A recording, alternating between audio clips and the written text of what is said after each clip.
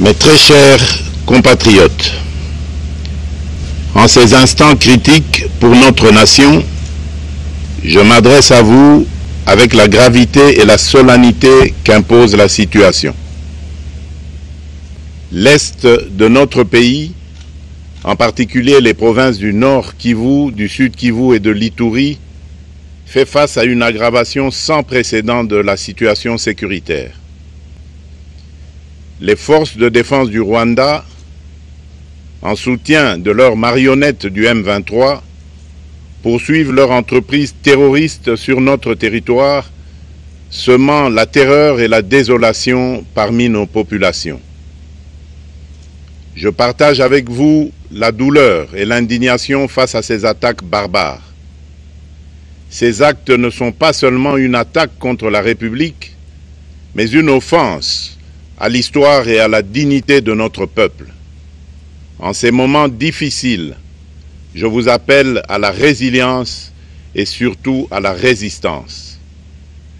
Face à cette situation, permettez-moi de vous rassurer. Une riposte vigoureuse et coordonnée contre ces terroristes et leurs parrains est en cours. Nos vaillantes forces armées de la République démocratique du Congo, symboles de courage et de patriotisme, sont pleinement mobilisées, prêtes à défendre chaque centimètre de notre territoire. J'ai personnellement convoqué et présidé des réunions de crise avec une équipe restreinte du gouvernement, le haut commandement militaire ainsi qu'une réunion interinstitutionnelle afin d'évaluer les récents développements de la situation et de lever les options pour repousser les agresseurs et reconquérir chaque parcelle de notre territoire. À cet effet, j'ai nommé ce 28 janvier le général-major Évariste Somo Kakule au poste de gouverneur militaire du Nord Kivu pour renforcer la coordination des opérations militaires et restaurer l'autorité de l'État. Parallèlement, nous avons engagé d'importantes démarches diplomatiques, notamment au sein du Conseil de sécurité des Nations Unies, ainsi que dans le cadre du processus de paix de Luanda, auquel nous restons pleinement engagés malgré les obstacles. Nous privilégions la voie du dialogue, mais toujours avec lucidité, tout en restant fermement résolus à défendre notre territoire et notre souveraineté par tous les moyens nécessaires. Mais ce combat n'est pas seulement celui des FARDC. C'est le combat de tout un peuple, le combat de notre identité congolaise, afin de léguer aux générations futures un pays prospère et en paix. À tous nos compatriotes, dans chaque province, chaque ville, chaque territoire et chaque village, ainsi que ceux de la diaspora, sans distinction d'appartenance ethnique ou politique. Unissons nos efforts. Apportons un soutien indéfectible, moral et matériel à nos vaillants soldats. Mobilisons-nous comme un seul homme pour défendre notre souveraineté et sauvegarder notre intégrité territoriale. Je suis pleinement conscient des souffrances de nos compatriotes qui fuient les hostilités. Le gouvernement est instruit d'activer le plan d'urgence humanitaire pour venir en aide aux déplacés. À vous, habitants de Goma et des environs, je ressens profondément votre douleur qui est aussi la mienne. Elle traverse nos cœurs et nos âmes en tant que fils et filles d'une même patrie. Mais face à cette épreuve, je vous exhorte à puiser dans cette force intérieure qui fait la grandeur du peuple congolais. Résistez avec courage. Faites preuve de vigilance constante et gardez votre calme malgré l'adversité. Sachez que nous ne sommes pas restés inactifs.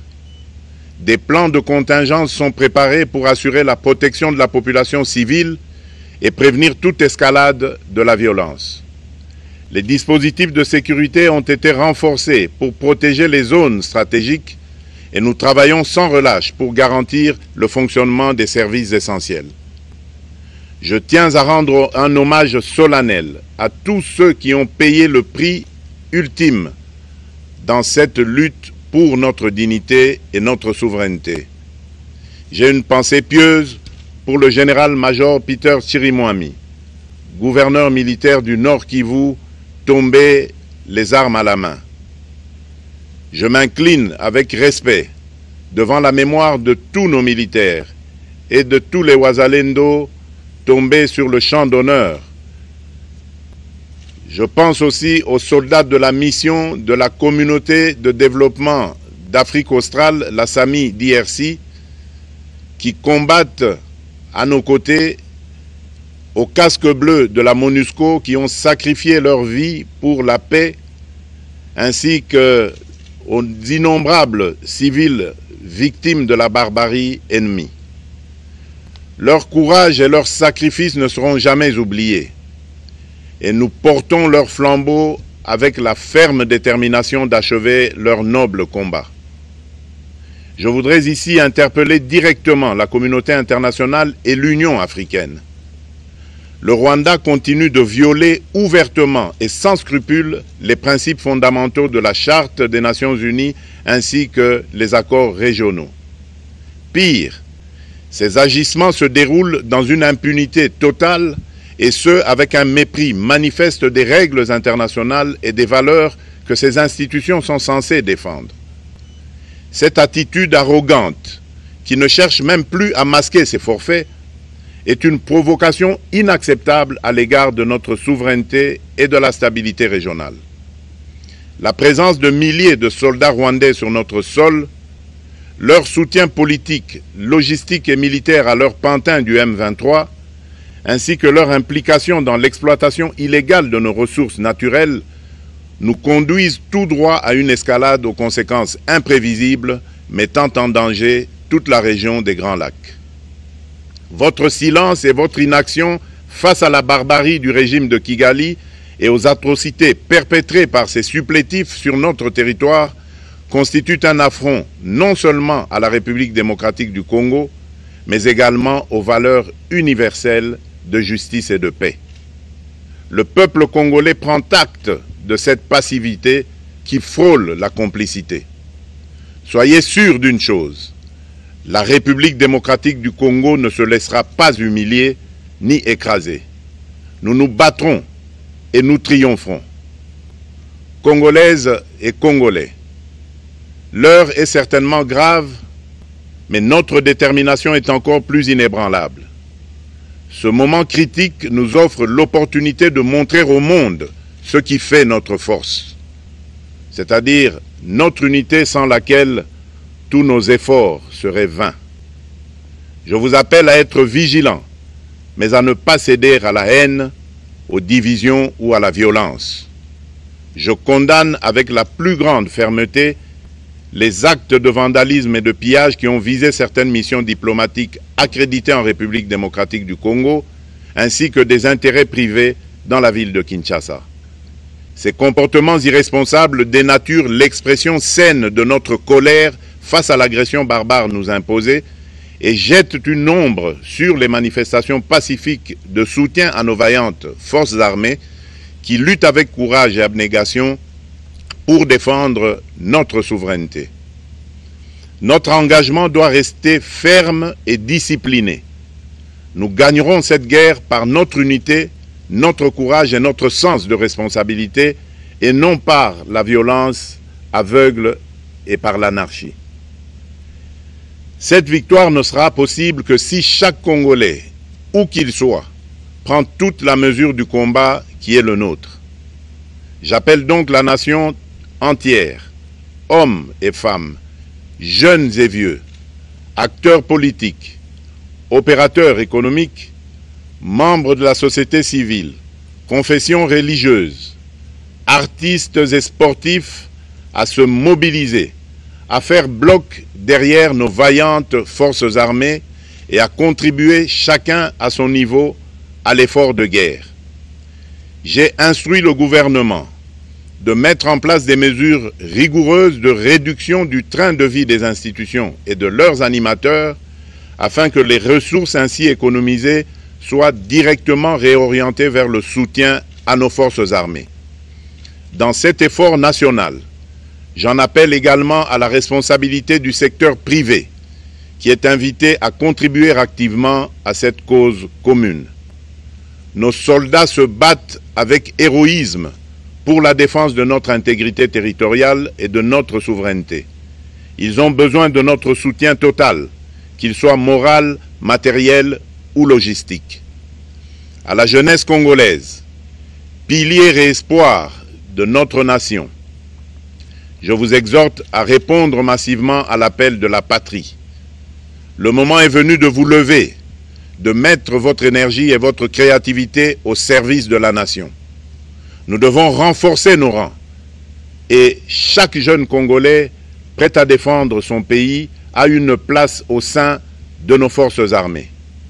Enrôlez-vous massivement dans l'armée. Vous êtes le fer de lance de notre projet et votre mobilisation est déterminante pour la victoire finale. Aux braves populations du Nord Kivu, du Sud Kivu et de l'Ituri, vous êtes le symbole de la résilience congolaise, une source d'inspiration pour toute la nation. Vous n'êtes pas seul dans cette épreuve. La République tout entière se tient à vos côtés, unis dans l'espoir et la lutte. Ensemble, nous ferons face et surmonterons cette épreuve.